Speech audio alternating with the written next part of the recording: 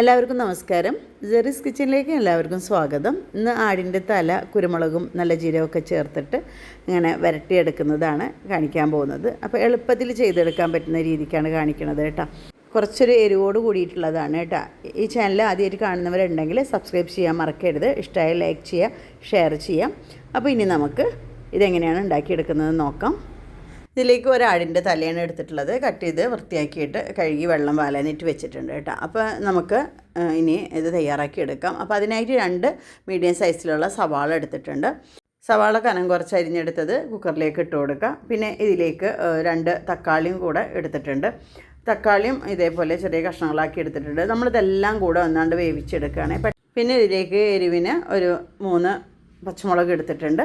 അപ്പോൾ എരിവ് അധികം വേണ്ടെന്ന് വെച്ചെങ്കിൽ അതിനനുസരിച്ച് ഇതൊക്കെ കുറച്ച് കൊടുത്താൽ മതി കേട്ടോ. മുളക് പൊടി കുരുമുളകൊക്കെ. പിന്നെ കുറച്ച് വേപ്പില എടുത്തിട്ടുണ്ട്. പിന്നെ ഇതിലേക്ക് നമുക്ക് ഇഞ്ചിയും വെളുത്തുള്ളിയും ഓരോ ടേബിൾ സ്പൂൺ വീതം എടുത്ത് നന്നായി ചതച്ചെടുത്തിട്ടുണ്ട്. ഇനി ഇതിലേക്ക് നമുക്ക് പൊടികൾ ചേർക്കാം. അപ്പോൾ നല്ല ജീരകം നന്നായി ചൂടാക്കിയിട്ട് പൊടിച്ചെടുത്തത് ഒരു 1/2 ടേബിൾ സ്പൂൺ എടുത്തിട്ടുണ്ട്. അതിൻ്റെ സ്വാദ് ഇഷ്ടമുള്ളതിനനുസരിച്ച് കൂട്ടാം കേട്ടോ. പിന്നെ 1 ടേബിൾ സ്പൂണ് കുരുമുളക് പൊടിയും കൂടെ ചേർത്ത് കൊടുത്തിട്ടുണ്ട്. പിന്നെ ഇതിലേക്ക് 1 ടീസ്പൂൺ മഞ്ഞൾപ്പൊടിയും 2 ടേബിൾ സ്പൂണ് മല്ലിപ്പൊടി, 1 ടേബിൾ സ്പൂണ് ഞാൻ മുളക് പൊടി കൂടെ ചേർത്തിട്ടുണ്ട്. പിന്നെ ഇതിലേക്ക് ഗരം മസാല പൊടിയാണ് ചേർത്ത് കൊടുക്കേണ്ടത്. അത് 2 ടീസ്പൂണും ചേർത്തിട്ട് ആവശ്യത്തിന് ഉപ്പും കൂടെ ചേർത്തിട്ട് എല്ലാം കൂടെ നന്നായിട്ടൊന്ന് കുഴച്ചെടുക്കണം. എന്നിട്ട് നന്നായി കുഴഞ്ഞതിന് ശേഷം ഇതിലേക്ക് നമുക്ക് ആട്ടുംതല കഴുകി വാര വെച്ചത് ഇട്ട് കൊടുക്കാം. എന്നിട്ട് അതും കൂടെ ഒന്ന് നന്നായിട്ട് മിക്സ് ചെയ്തെടുക്കാം. ആ മിക്സ് ചെയ്തതിന് ശേഷം നമുക്കിതിലേക്ക് കുറച്ച് വെള്ളം, അധികമൊന്നും ഒഴിക്കണ്ട, ഒന്നിങ്ങനെ അടിക്കൊന്നും പിടിക്കാതിരിക്കാൻ ഇത് വെന്ത് കിട്ടാൻ വേണ്ടിയിട്ടുള്ള കുറച്ച് വെള്ളം ഒഴിച്ചു കൊടുക്കാം. കുക്കർ അടച്ചു വെച്ചിട്ട് നമുക്കൊരു 4-5 വിസിൽ വരുന്നത് വരെ വേവിച്ചെടുക്കാം.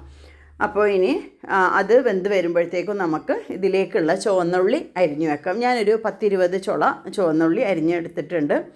അപ്പോൾ അത് ഇനി നമുക്ക് തൂമിച്ചെടുക്കേണ്ടതാണ്. ഇപ്പോൾ ഇതൊക്കെ വെന്ത് പ്രഷറൊക്കെ പോയതിന് ശേഷം നമുക്കൊന്ന് തുറന്ന് നോക്കാം.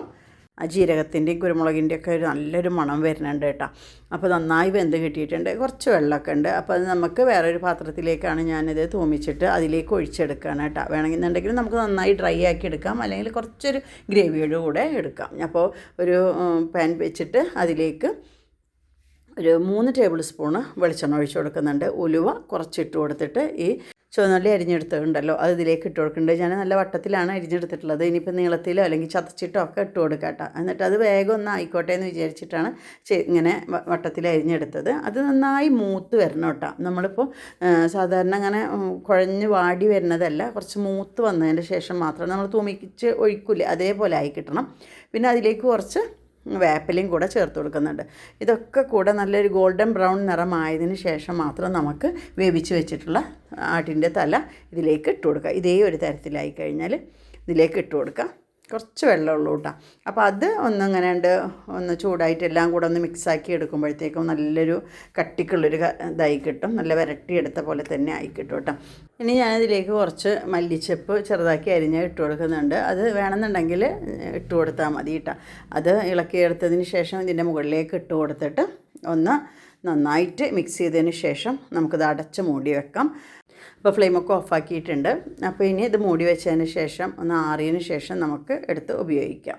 അപ്പോൾ ആറിക്കഴിഞ്ഞാൽ ഗ്രേവിയൊക്കെ ഒന്ന് തിക്കായിട്ട് വരും. ഇപ്പോൾ ഇതാ ഇതേപോലെ ആയി കിട്ടിയിട്ടുണ്ട്. അടിപൊളി ടേസ്റ്റോട് കൂടിയിട്ടുള്ള തലക്കറിയാണ് കേട്ടോ. നല്ല എരിവോട് കൂടി ഇത് കഴിക്കാൻ പത്തിരിയുടെ കൂടെയും അതേപോലെ നെയ്ച്ചോറിൻ്റെ കൂടെയും ഒക്കെ കഴിക്കാൻ വളരെ ടേസ്റ്റാണ് കേട്ടത്. അപ്പോൾ മറക്കാതെ ഉണ്ടാക്കി നോക്കുക. എല്ലാം കൂടെ കുഴച്ച് വെക്കുന്നത് കാരണം പെട്ടെന്ന് തന്നെ ഉണ്ടാക്കിയെടുക്കാൻ പറ്റുന്ന ഒരു റെസിപ്പിയാണ് കേട്ടോ. അപ്പോൾ ഇനി ആട്ടുംതല വാങ്ങിക്കുമ്പോൾ ഇതേപോലെ വെച്ച് നോക്കിയിട്ട് ഫീഡ്ബാക്ക് അറിയിക്കാൻ മറക്കരുത് കേട്ടോ. അപ്പോൾ ഇനി നല്ലൊരു റെസിപ്പിയുമായിട്ട് നമുക്ക് അടുത്ത വീഡിയോയിൽ കാണാം.